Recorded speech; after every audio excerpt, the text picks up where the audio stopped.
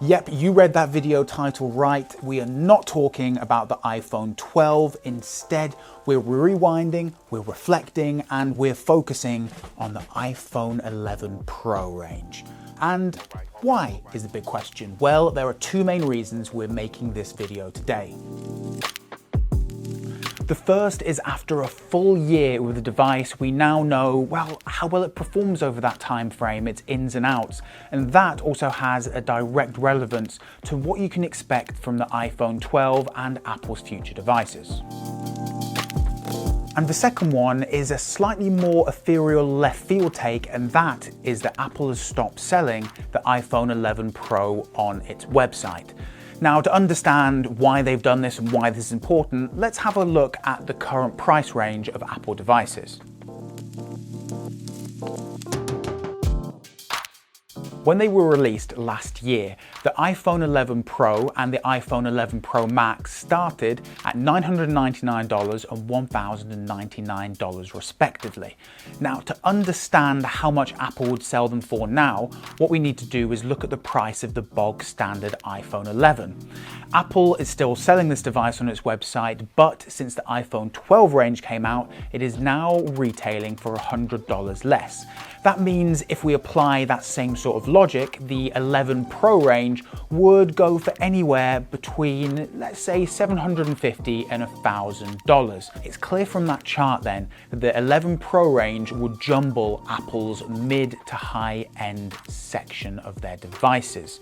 So not only would this cannibalize other phones and make it really hard for the consumer to decide what device to get, it also would probably hamper sales of the company's newer devices, which would not look good for stockholders. But you may be asking yourself, why am I talking about all this? Well, it's because I truly believe the iPhone 11 Pro is still and probably the best value Apple phone you can buy right now.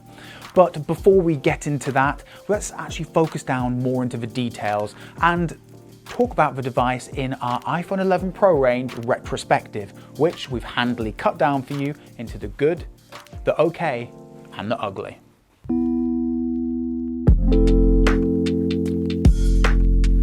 The bane of my life is when a phone's battery just starts to deplete and die so fast. I'm sure you've all had that experience where, the first couple of months you're using it, the battery life lasts forever, and then after about 12 months, it just hops from 50 to 20% in a blink of an eye. Well, I can tell you for certain that over the past 12 months, the iPhone 11 Pro range batteries have remained remarkably consistent. Still, to this day, I would say I use my phone regularly, but only charge it about once every 30 hours, so lovely stuff. Okay, it would be completely ridiculous if in just a year a Pro phone had slowed down to a snail's pace, but I have had that happen to me before, and I can safely say the iPhone 11 Pro is as zip fast as the day I got it. This thing is as hard as coffin nails. The days of phones being super fragile devices you need to worry about unduly, in Apple's world at least, are pretty much over. I've dropped this thing onto concrete, gravel, even dropped it onto my tiled bathroom floor this morning, and it is still going strong. Yes, there are some scrapes and knocks and scratches on it, but it still works perfectly. Admittedly, maybe the iPhone 12 with its new ceramic shield will be better, but I have been very impressed with the hardiness of this phone over the past 12 months. Maybe the ultra wide angle lens isn't for you if you're a photographer, but I found for a more casual picture taker, it has been fantastic at fitting more people in group shots or taking pictures of buildings from, a less than pleasant angle. And I find it really hard to go to a phone that doesn't have one of them now.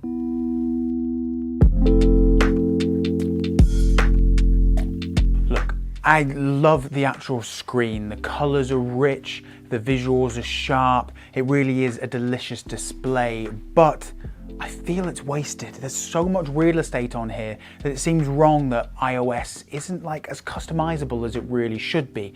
Admittedly, yes, with the latest iOS 14 and widgets, Apple has gone some way to, taking advantage of the bigger screen sizes on the 11 Pro Max, but I'd still like more options to, say, fit more items on the dock or have more control over the arrangement on the home screen, but maybe one day.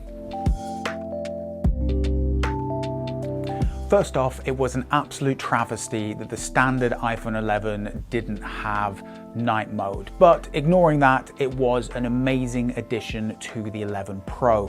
But I had one problem, and that is it wasn't very good for people. Yes, if you got someone to stand stock still for 3 seconds, you could get an okay shot of them, but even a hint of movement and they would end up a blurry mess. And this is why it's kind of in the okay. I would just love to see some improvements to make taking dynamic shots using night mode just a little bit better. Look, I love Face ID. It's fantastic and is a really quick way to open your phone in most circumstances. There are still, to this day, plenty of times when I try and use it to open my phone, and whether it's wearing a mask or at a weird angle, that it just doesn't quite work for me. And that's why I would have really liked there to be Touch ID on, say, the power button. But it's hard to complain about this too much because the iPhone 12 range, the iPhone 12 Pro, doesn't have this either. So maybe we have to wait for the iPhone 13.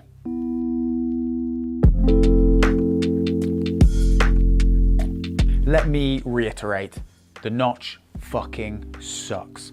I understand what it's for, all that powerful Face ID tech that means banking apps come to your phone quicker than Android devices and can be used for, more secure purposes. But I just wish it was designed differently. It's so damn ugly, and even after a full 12 months of use, I've just not quite gotten used to it. And that's not even accounting the time I spent with the iPhone X and your XS and your XR. Really, I would have just liked Apple on the iPhone 11 and the iPhone 12 just to have had a thin bezel at the top, a straight line that's maybe slightly less deep than what we have now. So, fuck you, Notch. Let's talk about storage. It's unbelievably ridiculous that in this day and age, a Pro device would start at 64 gigabytes. That is simply not enough for your average daily user, let alone what's meant to be a Pro user. So I respect very much that Apple's got rid of this on the iPhone 12 Pro range, and that now starts at 128, but it was ridiculous a year ago that this Pro phone would start at 64 gigabytes. Do I understand why they did that? Yes, because it all goes back to that price chart and ensuring they have phones that fit in those segments. But is it dumb? Yes, it was, and it still is.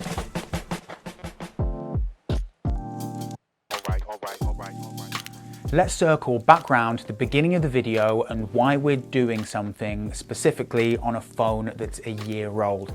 The first one of those is, I can safely say the iPhone 11 Pro is an absolutely fantastic device that has held up spectacularly well over the past 12 months. So if you're looking to get a new Apple device and worried about build quality or how long it will last in the long term, ease your troubled mind. It is a fantastically well put together device. But now let's remember the second part, and this is the bit that I think is really important, that if you are looking for the best value iPhone you can possibly get right now, get an iPhone 11 Pro or iPhone 11 Pro Max. Now, of course, this will vary depending on where you live and what deals are on, but after a little bit of research, I found refurbed iPhone 11 Pros for as little as $500, with brand new models going for $650 right now. To give that a little bit of context, that is about as much as Apple is selling 2018's XR for. Basically, unless you're hyped for 5G or a photographer intrigued by the RAW functionality or just really like LiDAR sensors, there is very little reason for most people to choose an iPhone 12 Pro over last year's iPhone 11 Pro. But if you do, I get it. New shit is awesome, and the newest shit is the awesomest. So we'll just leave you with this.